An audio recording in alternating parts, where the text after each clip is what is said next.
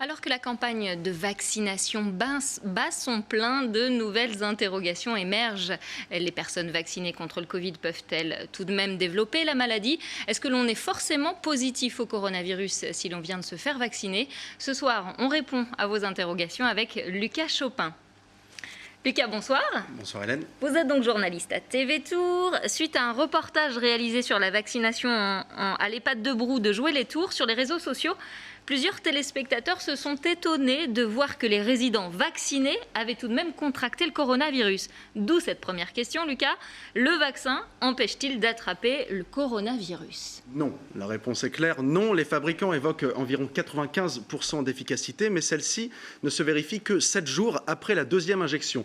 Il est donc tout à fait possible d'être positif avant ce délai, mais également après. On ne peut pas être protégé à 100%. En général, les patients vaccinés et atteints sont asymptomatiques, ils sont positifs mais pas véritablement malades. Le vaccin empêche principalement de développer des formes graves de la Covid-19. Qui plus est, pour le moment, rien n'indique que le vaccin empêche la transmission du virus. Les personnes vaccinées doivent donc maintenir les gestes barrières. Deuxième question, le vaccin peut-il transmettre le coronavirus? Et là encore, c'est non, non, c'est impossible. Et je vous propose d'écouter à ce sujet Éric Doudet. Il est le président du Conseil régional de l'Ordre des pharmaciens en Centre-Val de Loire. C'est totalement impossible.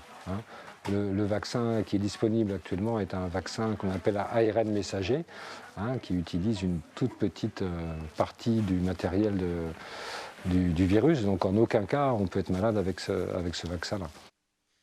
Effectivement, un vaccin classique nous injecte des virus atténués ou des morceaux de virus, mais le vaccin contre la Covid-19 est un vaccin dit ARN messager. C'est ce que confirmait Éric Doudet.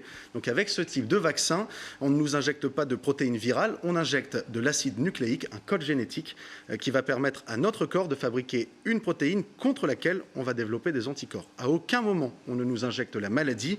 Le vaccin apprend en réalité à notre corps à créer de la protéine contre laquelle on doit se défendre. C'est nouveau. C'est le premier vaccin du genre appliqué à l'être humain et on n'a pas assez de recul pour le moment sur les effets secondaires, mais ce qui est sûr, c'est que ce vaccin ne transmet pas la Covid-19. Bon, le message est passé. Que se passe-t-il si une personne attrape le virus entre la première et la seconde injection du vaccin? Alors, des études ont permis d'observer que la réinfection à la Covid-19 est très rare dans les 90 jours qui suivent une première contamination. La Haute Autorité de Santé, en raison du nombre restreint de doses de vaccin, préconise donc de décaler la première injection de 3 mois si l'on tombe malade. En revanche, pour le moment, assez peu de contre-indications si l'on a attrapé la Covid-19 avant la deuxième injection. On a contacté la Haute Autorité de Santé. Elle nous a expliqué que recevoir cette deuxième injection alors que l'on est encore infecté pourrait avoir tout simplement l'effet inverse de celui escompté. Il faut donc attendre d'être négatif pour se rapprocher de son médecin traitant. Et c'est avec lui qu'on va décider de si, oui ou non, on poursuit la vaccination. Et quoi qu'il en soit, jamais besoin d'administrer plus de 2 doses. Dernière question, faut-il désormais porter 2 masques pour mieux se protéger contre le variant britannique? On l'a beaucoup entendu et c'est à la fois vrai et faux. L'arrivée de variants plus contagieux que le virus classique a remis en cause l'utilité de certains masques. Par exemple, les autorités sanitaires recommandent de ne plus utiliser les masques artisanaux, même s'ils sont très jolis, et les masques en tissu classique qui laissent encore trop passer les fines gouttelettes. Mieux vaut donc privilégier l'utilisation de masques en tissu de catégorie 1. Il consiste en une superposition de couches coton, non tissé, coton. Et il faut également continuer à porter des masques chirurgicaux, tout simplement. Et les masques FFP2, eux, sont plus rares et donc à laisser de préférence au personnel soignant. On écoute à ce sujet ce qu'en pense Éric Doudet. Alors on a entendu que certains pays préconisaient plutôt le masque FFP2. Mais voilà, un masque chirurgical correctement porté est suffisant à mon avis.